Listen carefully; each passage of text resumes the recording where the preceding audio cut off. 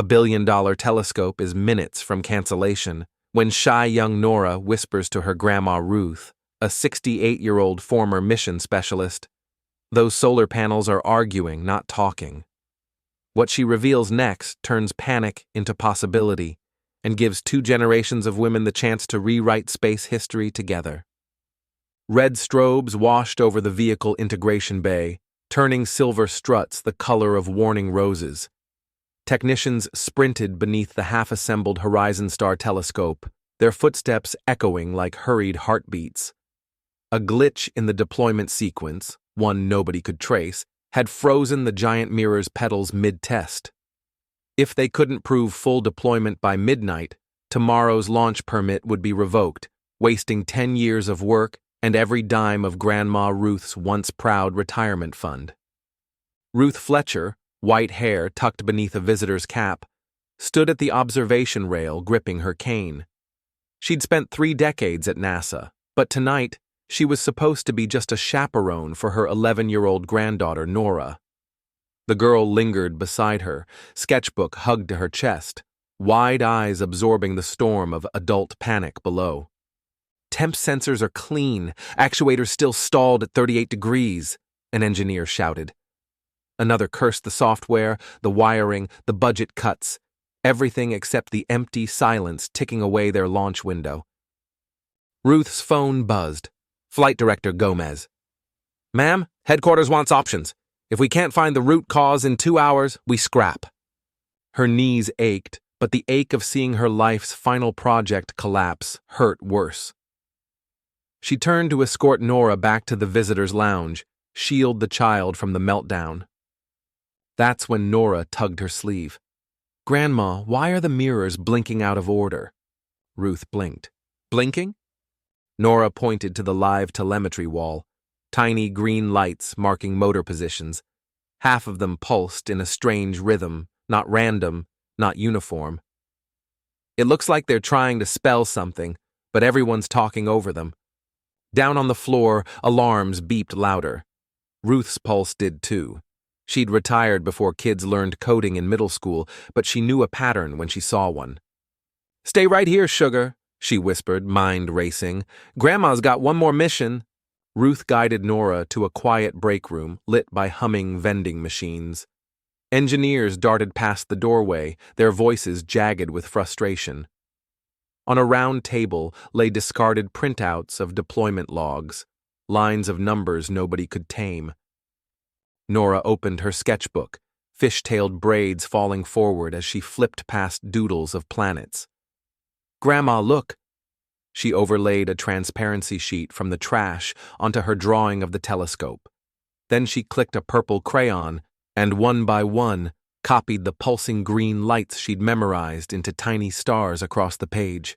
A constellation emerged, 2 loops crossing like a crooked infinity symbol.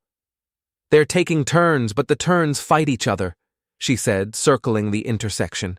"If this servo starts a hair too soon, that one gets shy and stops." Ruth felt her engineering instincts snap awake. The old segmented mirror arrays she once tested were wired on a single control bus. Horizon Star, however, used dual buses for redundancy. What if crosstalk was drowning the timing pulses? A simple flip of priority could clear the line, elegant, obvious, invisible inside layers of modern code. She grabbed a red marker and drew arrows between Nora's loops. "See this clash? That's a race condition." "Like musical chairs where 2 people sprint for 1 seat," Nora giggled. "Exactly." Ruth dashed to the whiteboard, rewriting a command sequence from memory. Stagger bus A by 20 milliseconds, bus B by 25. She called Gomez over, breathless. "Cut the diagnostic spam and offset the dual bus heartbeat. We're choking our own handshake." Skeptical eyes scanned the crayon map. Gomez exhaled. "Worth a Hail Mary." He radioed ops. "Upload Fletcher Delta T patch." Seconds later, the room speakers crackled. "Mirror pedals advancing, 40 degrees, 50, 70. Cheers erupted down the corridor, echoing like rockets. Ruth turned to Nora, tears bright. "Your crayons just saved $1 billion dream." Sun bled gold across Launch Complex 39 as Horizon Star stood gleaming, petals now folded tight for flight. In the VIP bleachers, Ruth gently wrapped a fleece shawl around Nora's shoulders, the same shawl she'd crocheted during her first shuttle mission decades earlier. Reporters buzzed about the mysterious crayon fix, but Ruth kept the spotlight angled away from her granddaughter. The girl's triumph, like the dawn, spoke for itself. "Grandma, do rockets get stage fright?" Nora asked, eyes wide. Ruth chuckled. "Maybe a little. That's why we count down. It's like a bedtime story in reverse. 10, 9, and the rocket knows it's time to wake up." The PA crackled.